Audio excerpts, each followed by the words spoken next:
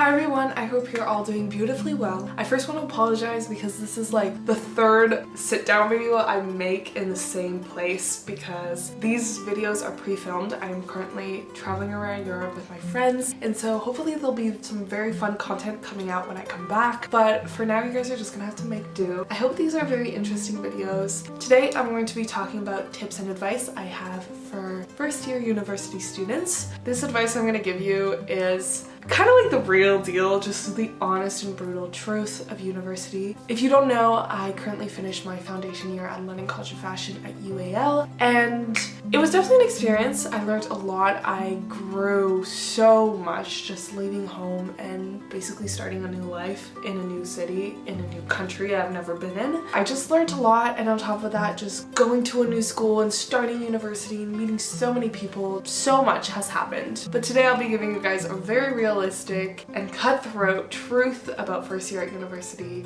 and my advice for you guys. So without further ado, let's get started.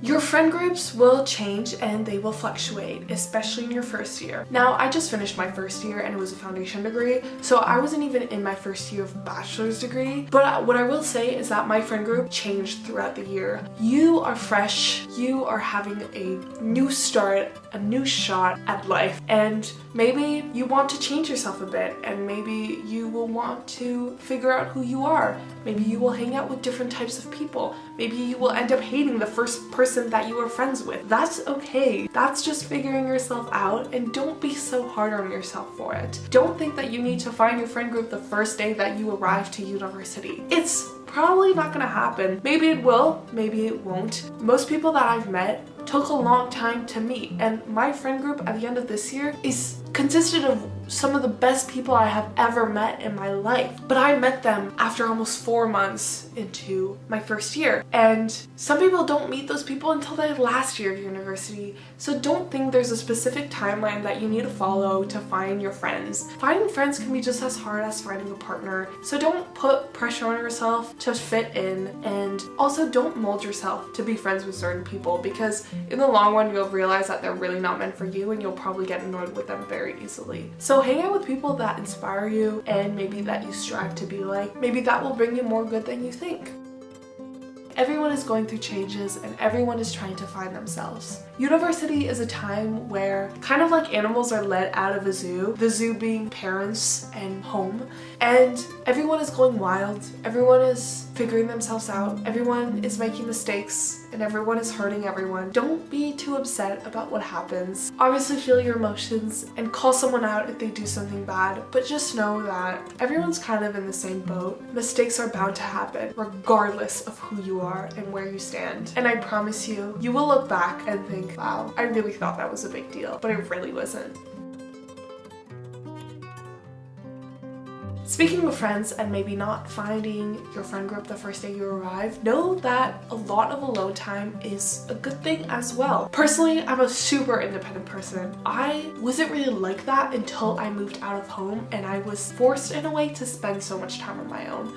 But let me tell you, I have never, ever learned so much about myself within that time. Being independent at university can be a very great way to focus on your work. It's also a very big transition into adulting life. Learning to be independent and learning to do things on your own opens so many opportunities for you to just go out and seek what you want to find. A lot of people hold themselves back because they don't have people to do things with. For example, when I first arrived here, I really wanted to go see Brighton, and I know that's like a super touristy thing to do, but it was something that was on my goal list, and I pushed it off for 3 or 4 months until I actually went because I had no one to go with. And when I say I had no one to go with, I mean I had no one I wanted to go with. And when I realized that I may not find people I want to go with right now, why not just go on my own? And when I went on my own, I had the best day. I journaled, I read, I sat in a restaurant, reflected on my thoughts. I met 2 people there that really inspired me. It was great, and I wouldn't have had that if I hadn't gone on my own. You will make mistakes in relationships, friendships, and school. When I say this, I'm not only talking about first year, I'm talking about just growing up in general. You will make mistakes, and know that that's okay. There are things that I did this year that I feel so guilty about, and sometimes I wish I could take them back, but also those things have brought me so much experience and so much wisdom, and I wouldn't change it. Even though sometimes I want to bite my fingernails off and tell myself that I'm a stupid idiot for doing certain things. But the truth of the matter being is that you don't go through life without making mistakes, and especially moving into university, you no longer have the influence of your parents to make sure that you're making the right decisions. And so the first year is probably the year you will make the most mistakes and fuck ups, because that's the first time that you're dealing with stuff all on your own. Forgive yourself. And as long as you don't kill someone and you don't do something horribly bad, it's okay. And at the end of the day, we're all human. We're all trying to navigate life. Don't be so hard on yourself. But also know and realize that sometimes you will be wrong, and learn to forgive not only yourself but others too, and to apologize.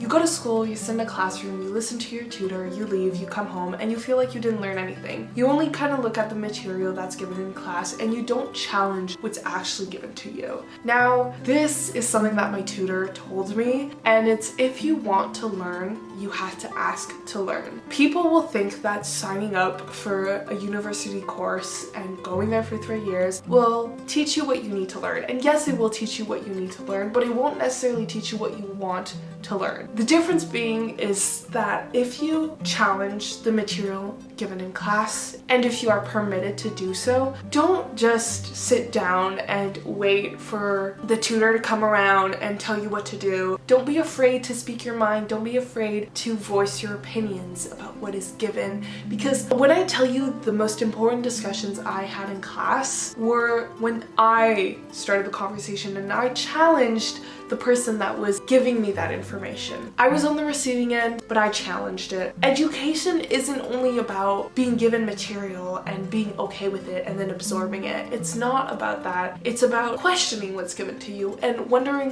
why it's relevant and why it matters. If you don't ask to learn, you will not learn. Something that goes along with that is to do your own research on the side. Now, I know a lot of people will just go to school or university because maybe society told them to do so, or their parents. I totally get it. If that's not what you want to do, then don't put more energy than you want to into it. But also realize that if that's the case, maybe you're not studying the right course for you. And if you are to get any university degree, get one that you're actually semi-interested in. Because firstly, that's a waste of time. Second of all, that's a waste of money. Don't do that to yourself. Be interested in what you're learning and want to learn. When you're on your own outside of school, continue to learn. Don't just think that school is the environment that you need to learn in. School is only the base. School is only the introduction to what maybe you should be interested, or maybe give you a general idea of resources that you should look at. But school is only laying that base, and school is also giving you that opportunity to express what you learn. But outside of school is that time to go on your own and learn what you want to learn. Maybe be interested in different subjects, different hobbies, different ways of creating, and then bringing everything you learn outside of school into that formal school and educational context.